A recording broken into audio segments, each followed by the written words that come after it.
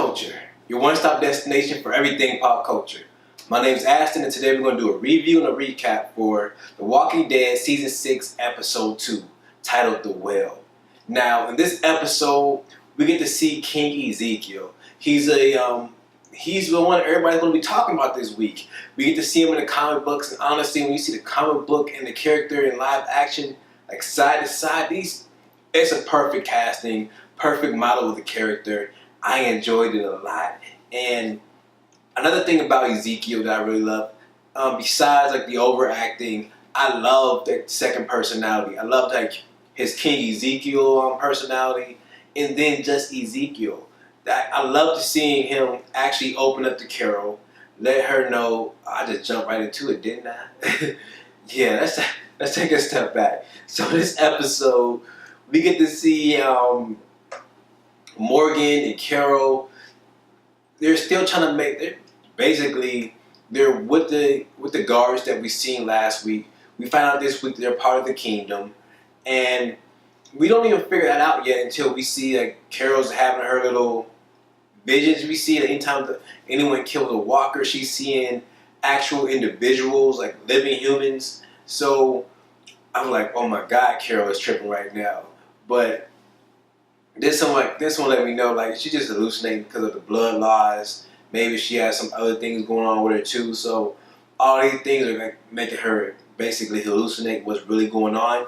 Now we see all this happens. We see Morgan actually catches up to Carol. Carol gets taken. Well, both of them get taken back to the kingdom, and I enjoyed the kingdom. Yes, it's a little unusual to what we're used to seeing in The Walking Dead. This is a lot more not comical. Yeah, comical. It's a little bit more comical. It's definitely a lot different from Alexandria or the prison and everything we see. These people are actually like in like a fairy tale land. Like we get to see them living around. They eat cobbler for breakfast, lunch, and dinner. They have an actual king. They call their area the realm. It's so many different things. Like, and my favorite line, like this whole thing, like he who drinks from the well must replenish it. I enjoyed that line. I didn't get to read all the quotes that were on the wall. I did enjoy the quotes being on the wall though. It gives me whole other feel of King Ezekiel. Like he's super aware of himself. Like he realizes he's playing a character and he does it. Like all these lines are quotes and things. So it's great to see that. Now, getting into the point, like I said, we got a couple new characters this episode. We got King Ezekiel. We got Shiva. We got Jerry. I forgot the younger guy's name. It's killing me right now. I cannot remember. I forget the name of the episode. You guys will get used to it. But we seen that happen. We seen like King Ezekiel. I enjoyed King Ezekiel. Even before we figure out who he was, we see Morgan is talking to Carol. And Carol, he didn't want her or anything. He just told her like, look, we're going to go meet the leader of the group, blah, blah, blah. And he does not tell her that he's a king and how comical he actually is. And it's funny because when we see Carol meet King Ezekiel, she literally cannot hold in her laughter. Like she's just smiling like, damn, he's crazy. Like he's super crazy. I don't know how else to say it, but like he's off his rocker, and everybody around her who's following him is off their rocker also. So we see that happen. We see once they leave that room, Carol wants to go. Carol does not want to be there. She does not want to owe him anything. She's not trying to eat no pomegranates. She don't want no strawberries, no apples, no pears, any fruit. She don't want it. You better get her a Kit Kat bar or a Hershey's or something. She did not want no fruit. So going through that, we see she's not going to be there. She even tells Morgan, just turn your back on me. Not like don't care about me at all, but just do not like look for me or anything. And when my first chance comes, I'm going to escape. I'm running for it. I'm getting out of here. And she's telling like, look, there's no way this place is safe. They're living a fairy tale. And we find out the place isn't safe. Negan has a long reach. Negan didn't even show up this episode, but we felt his presence. And it's crazy to see that this whole environment is obviously is false. We get that from Ezekiel, just from everything that's going down when he has his heart to heart with Carol. I don't know, like, I know everybody is shipping like Daryl and Carol. I don't really see that. Now Ezekiel is trying. Like, he took his shot multiple times. He's not playing. She gonna get this pomegranate. Like, he's not playing no games. So we see when it be first time we see King Ezekiel, he's wearing like a Mario shirt and an upgraded Rick jacket. And by that I mean, like, it's basically the same version of Rick's jacket, just cleaned up. He kept, I don't know what's going on in the kingdom, but King Ezekiel keeps his jacket clean.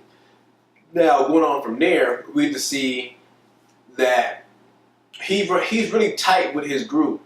Well, he has a type. I think he calls him a court. And we got Jerry. I forgot his other guard's name, the main one we see. We got the main one everybody's going to recognize is Jerry. Everybody, I enjoyed Jerry also. So going from there, we see King Ezekiel is really tight with his group, with his court. He actually has a court, that's what he calls them. And we see besides Sheba, when King Ezekiel leaves, he actually leaves Sheba inside the kingdom. Now, I love how he calls it the realm also. I love how he calls it a realm. Going from there, King Ezekiel, first of his name, Savior of Sheba. We see he actually goes out with his court. We see when they're doing everything, he actually helps them with the pigs. He's actually mentoring with the young boy who was killing. I forgot his name. We found out that King Ezekiel was actually really close with his father. That's why he has such a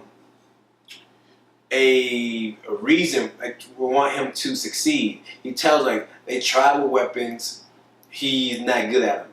He tried with melee weapons, he's not really good at it. So maybe he'll be good with the staff. So he approaches Morgan, and I'm confused why he's letting Morgan in so much. There's something about Morgan that he really likes, he enjoys. We don't really quite know yet, but like Morgan brings up the fact, like, maybe it's because he killed one of the saviors, and King Ezekiel straight up tells him, like, that's not the reason that, like, I'm, like, intrigued by you, that I want you a part of my court.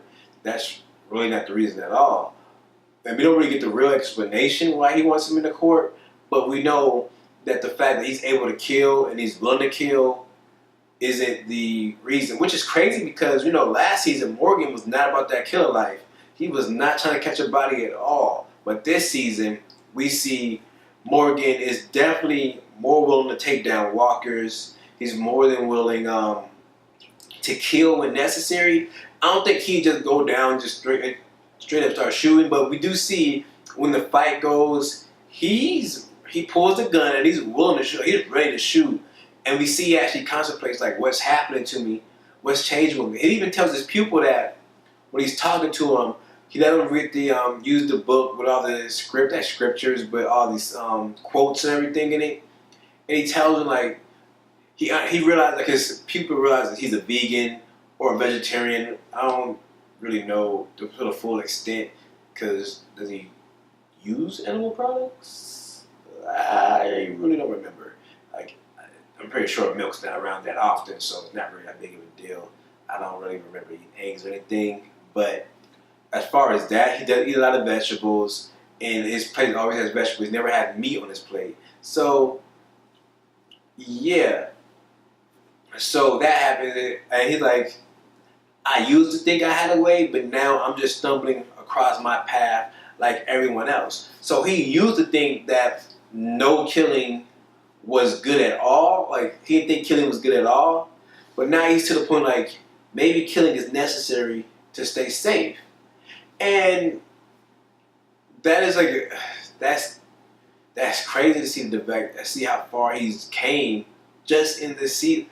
And within, like, the last season and a half, just he went from no killing at all to he feels like maybe killing is right for the right example, like for the right reasons. Now we see when initially when King Ezekiel approaches him to train the young man, he doesn't really want to do it because I don't know if he's like kind of like undecided if he's actually going to stay because he knows Carol wants to leave. He knows he can get back to Alexandria with everyone if they're still alive, but he doesn't really know if he wants to train this young man. Overall, he ends up training him, obviously, and we see good things come from that. And it's crazy how fast a young boy picked up, though. I like seeing that. One thing I didn't know, like when we see his pupil was telling about the story of his father and how him and Ezekiel was extremely close. Ezekiel sent 8 men out to clear a house, and they didn't have backup, so they ended up dying. I didn't really believe that story. I feel like it was more Negan tied into that. Maybe Negan. I felt like Morgan had the same idea that maybe back in the past they messed up the deal with Negan, and that was the cost, 8 lives. Now this season we get to see, like I said, King Ezekiel doing everything with his court. We see he's out there getting the pigs. They're feeding them walkers. And I don't know if there was a point behind this because we've seen humans actually but ingest walker meat earlier because like when D'Angelo got his leg cut off, everything, he was turned into a walker, and they ate his leg, and they no one turned into a walker from eating walker meat. So I don't think that it's that big of a deal, but we never really know. Now we see when they try to do the pig handoff, it is to the saviors, and it goes there. It doesn't really go well, but we see when he's like tying them, like, oh, you guys are lucky if you're letting you get off easy. He tells like, maybe we're letting you get off easy, and he laughs. They get into the fight, and we see Ezekiel has a little bit of pull. He tells him, we even hear him like, look, Ezekiel, we waste too much of your time. Like they're not afraid of Ezekiel, but like I said, they have a little rapport between each other because he tells them like, we wasted enough of your time. You're always on schedule. Blah blah blah. Just don't miss a schedule, whatever. And he tells them next time is produce. So I like to see that they switch it up every time. It gives them more time to get what they need. So I think it's weekly. They got to do donations. So this week was meat. Next week is produce, and so on. Now, I don't know what the feeding of the pigs, of the walkers, obviously it was to get a little bit bigger, but I don't know if it was just him being like, oh, that's why I made you eat walker meat, just like, oh, we got the last laugh, even though like we're kind of enslaved to you. And that was actually hinted a little bit earlier in the episode. He tells them, well, we're not all the way free.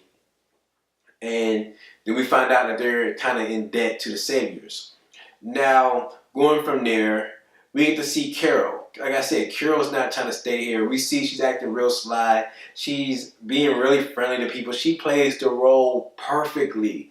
Anytime she's around someone, she's choking up about cobblers. She's waving at people. She's really friendly, and it's cool to see that. Like we see, she grabs a knife. She grabs the knife. She grabs a knife. She grabs the chocolate. She grabs an extra pair of clothes. She's out stealing pomegranates, and obviously when she goes to steal the pomegranate, she gets caught. And King Ezekiel has a heart-to-heart with her. He tells her how he actually came across Shiva, which was because he basically saved Shiva. He was in a zoo, and this before anything happened, like before all the walkers and everything basically had the outbreak. He was a zookeeper. He saw Shiva fail. She cut her leg open, and he jumped down to rescue her. Ever since he rescued her, him and Shiva had always had a nice bond. She would never get her. Basically, he knows Shiva has all the power. She just obeys him out of respect, out of basically thankfulness for him saving her. Going on from there, we find out the character that he plays is he just does it for the people. They need someone to follow. And you kind of break it down like every leader is a character. No leader is truly who they are. They're all characters just portraying what their kingdom or what their people want to see. And I was loving to see that. How he broke that down for him, how he was constantly flirting with Carol. He wants Carol bad. And I was really enjoying this. Like I really found myself enjoying this episode. Like I said, last season was not a high to me. This season is much higher. Last episode was definitely a downer, but this one was definitely an upper. I love the way they're going off each other. I feel like they learned from their mistakes last season. No, there wasn't much action in this episode, but there was definitely a lot of characters that kept the episode up and made us enjoy it. Now, going from there, my survivor of the week is another newcomer. I gotta give it to Jerry. Jerry out here with fruit time and too small armor. I love Jerry. I don't know if Walking Dead knew how big, like the writers and the producers knew how big of a hit Jerry was gonna be. But Jerry, I see him on like Twitter and everything.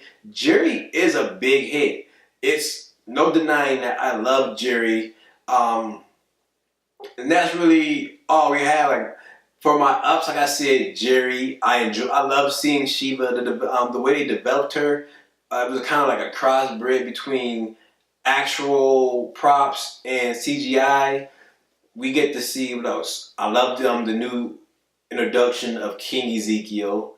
I love how he said the way he came up with his character he was part of community theater. I love the backstory for that. I don't really mind not seeing the rest of the cast. It's okay to have contained stories between characters sometimes. I really didn't understand why Carol went to that house alone, so I was kind of like a down to me. Like, it didn't make sense for me that Carol would be by herself. But maybe that's what she needs at the moment. She just not to be around people. And I loved how King Ezekiel came and him and Shiva showed up at Carol's door with the pomegranate.